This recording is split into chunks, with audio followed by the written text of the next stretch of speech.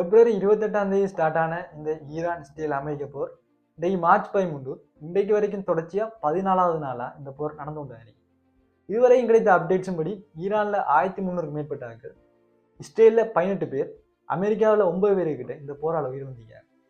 ஈரான்ல இருந்து 3.2 மில்லியன் மக்கள் அந்த நாட்டை விட்டு குடி வந்தீங்க. பட் இந்த தரவுகள் மாறலாம், பிகாஸ் இப்போ வரைக்கும் போர் நடந்து கொண்டிருக்கிறால இந்த தரவுகள் மாறும். இப்படி இருக்கிற டைம்ல ஈரானிய ஜனாதிபதியான மசூத் பெசஸ்கியான் அவர் எக்ஸ் தளத்தில் ஒரு ஸ்டேட்மெண்ட்டை வெளியிட்டிருக்கார். நாங்கள் போற முடிவு கொண்டு வர ரெடி, பட் போற முடிவு கொண்டு வரலாம் 3 கண்டிஷனை முன்வச்சிக்க. முதலாவது, ஈரான்ட உரிமைகள் அங்கீகரிக்கப்படும். அதாவது ஈரான்ட பாதுகாப்பு, அரசியல் சுதந்திரம், இறைமை அனைவராலும் மதிக்கப்பட வேண்டும். ரெண்டாவது, இந்த போராட ஈரானுக்கு நிறைய சேதங்கள் ஏற்பட்டு இந்த சேதங்களுக்குரிய இழப்பீடு வழங்கப்பட வேண்டும்.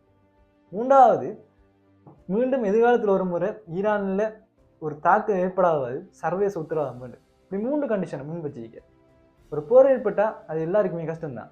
அது ஈரானியராக இருந்தாலும் சரி, அமெரிக்கராக இருந்தாலும் சரி, இஸ்ரேலியராக இருந்தாலும் சரி, அங்கே கொல்லப்படுற வேணுமோ எல்லாருமே ஹியூமன் தான். எல்லாருக்குமே ஃபெமிலி அண்ட் ரெஸ்பான்சிபிலிட்டி இருக்கு. இந்த போர் மற்ற நாடுகளையும் பாதிக்குது. ஸோ இந்த போரை கண்டினியூ பண்ணாமல் முடிவு கொண்டு வரது அது எல்லாருக்குமே நல்லது. இது சம்மந்தமான இன்ஃபர்மேட்டிவான வீடியோஸ் வேண்டாம் மிஸ்டர் யூடியூப் சேனலை சப்ஸ்கிரைப் பண்ணிக்கோங்க.